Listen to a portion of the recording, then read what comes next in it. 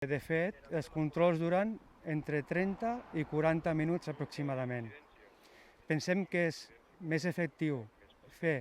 molts controls de poca durada que no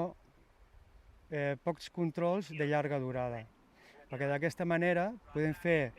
més controls als accessos i ser més efectius. Estaven aquí a l'entrada de Girona i m'han fet aparcar aquí al costat i res, m'han dit que d'on venia, l'he dit que venia a treballar, m'han fet ensenyar el DNI i el certificat del registre aquest que fan amb l'aplicatiu i ja està, ho he ensenyat i m'han dit que puc anar cap a casa. Sí, considero que està bé perquè així també tens un control del moviment que hi ha de la gent i així. I també que el fet de poder anar a treballar i que et deixin anar a treballar, doncs crec que també està molt bé.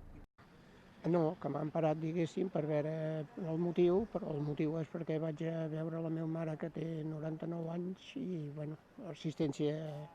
de persones grans, diguéssim. El paper aquest de Dallò, el que passa que m'han demanat a veure si podia portar, a més un paper del metge, però, bueno, ara, aquesta setmana, precisament, han de venir a posar-li la vacuna de la grip i ja els hi vaig dir que a veure si em podien fer alguna cosa, em va dir que ja ho farien.